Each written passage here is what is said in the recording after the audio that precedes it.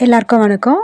இப்போ 4வது காற்றுக்கான சிவலிங்கம் காளகஸ்திரி. காளகஸ்திரியில தான் காற்றுக்கான சிவலிங்கம். அவருக்கு அபிஷேகம் எதுவும் கிடையாது. அவருக்கு தங்கத்தினால கவசம் போட்டு வச்சுருப்பாங்க, அவ்வளோதான். அதோட இன்னொரு சிறப்புன்னா, கண்ணப்பன் ஒருத்தர் ரொம்ப சிவபக்தர். அவர் என்ன பண்ணியிருக்காரு, சிவனையே வழிபட்டு இருக்கும்போது ஒரு நாள் சிவபெருமானுடைய கண்ணில் ரத்தமாக வடிஞ்சது. உடனே அவர் என்ன பண்ணியிருக்காரு, அவருடைய ஒரு கண்ணை எடுத்து சிவபெருமானுக்கு வச்சுருக்காரு.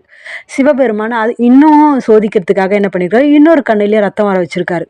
உடனே என்ன பண்ணாரு, அவருடைய காலை எடுத்து சிவபெருமானுடைய இன்னொரு கண்ணில் வச்சுருக்காரு. ஏன்னா இந்த கண்ணையும் அவர் எடுத்துட்டாருன்னா அவர் எப்படி எடுத்துன்னு போயிட்டு 2வது கண்ணை அங்கே வைக்கிறது, அதுக்காக அந்த அடையாளத்துக்காக அவருடைய காலை எடுத்து சிவபெருமானும் இன்னொரு கண்ணில் வச்சுட்டு இன்னொரு கண்ணையும் எடுத்துருவார்.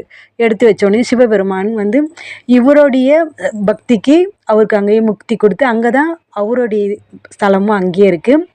அது இல்லாமல் இன்னொரு சிறப்புன்னா, காளிங்கன்றன பாம்பு, பெரிய நாகம், சிவபெருமான் மேலே பக்தி வச்சுட்டு அதோடைய மாணிக்கக்கல்லை சிவபெருமான் தலையில் வச்சு பூஜை பண்ணுது.